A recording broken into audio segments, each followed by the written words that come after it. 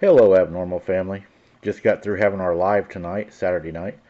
So I'm doing our Sunday drop, guys. I debated on doing a Sunday drop, and then I decided, yeah, probably go ahead and do one. I think you guys enjoy the Sunday drops. I usually drop them about 10 a.m. on Sunday, a little earlier. That way y'all can watch them before you go out and start your day.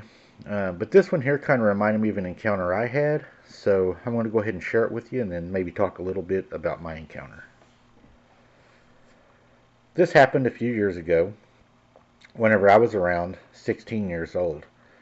I lived in the woods outside of New Holland on Welsh Mountain in a rather large house that had a relatively long driveway from the house to the main road. It was in the dead of night, and I was sleeping in my room, which was on the first floor of the house. The room I slept in was quite small. It was about 14 feet long and 8 feet wide.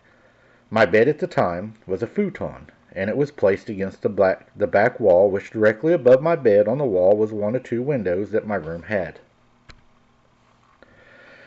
It was this window that my experience would have occurred without anyways. As I was sleeping, I had suddenly awoken from a deep sleep, as I thought I heard a very sudden loud sound which I can only describe as what sounds like wings flapping. Almost how you would imagine maybe a pterodactyl wings would sound when they were taking off. And as I woke up, I looked up toward the window that was above me, and what I saw was deeply disturbing. Though at the moment it didn't particularly startle me, which was strange because back then I was the type of kid that was very scared of everything. But what I saw, what appeared to be a very large green-winged humanoid figure that had appeared to have just taken flight from the top one of the large trees that were across the driveway that was outside my window. And I saw it for only a few seconds as it flew about 20 to 30 feet or so before disappearing out of sight, before I fell back asleep.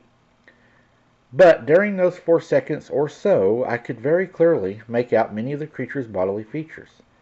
The moon was out on this night, and the moonlight up in the sky effortlessly lit it up in my field of view. And because of this, I could see the moonlight shine through the creature's wings, to which I saw many of the creature's blood vessels, or at least that's what it looked like. Its wings were tan, and they span out across the arms in a way that the pterodactyl wings span out.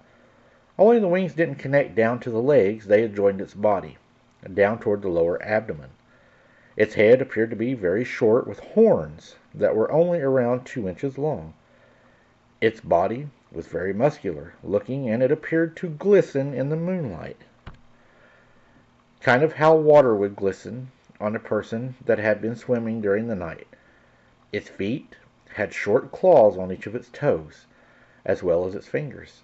These are all of the details that I can describe in depth, as the memory is around 4 seconds or maybe a little longer, and just after all of this had occurred, I fell back asleep almost immediately. The next morning I remember saying something about what I saw to my father, and he told me that it must have been a dream. But to this day I can honestly tell you that it was not a dream, as I remember this so extremely vividly, and the image of what it looked like to have been forever burned into my mind. But I'm convinced that what I saw was some kind of a creature. I'm not sure what kind. The next morning, my dad found feet print out in the driveway. They looked like 3-toed, large bird prints. When my dad measured them, they measured 13 inches long. Whatever this was, that had to have been its feet where it walked in the driveway. I'm not sure what I encountered, but I know that it was green, and it was a creature that I hope to never see again. I was fishing with my mom one night.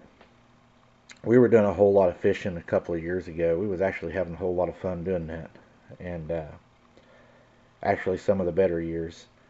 And we were catching a lot of fish, having a lot of fun, a lot of laughs and joking and running, and Sarah and her husband and everything. And I was sitting there, and Mom had told me, she said, "Come here." She was over at the truck baiting her pole. That's where we had the bait at. And when I walked to the truck from the lantern light, she said, "Look over to the fork of that tree, but don't look directly at it. Don't pay a lot of attention to it." So I was kind of nonchalantly looking at it, like trying not to notice, and I noticed that there was this large green object in the fork of the tree. and the green object had like black dots on it. I don't know if those were moles or what, but there was black dots, and I thought that it was a frog. I was like, God, that's a huge bullfrog. She said, you better look again. So my eyes focused even better, and whenever I got to looking, I noticed that it had yellow eyes, and it was blinking. So we went back that night, ended up getting all of our stuff, put it in the truck. I guarded everybody and made sure they got everything put into the truck safely.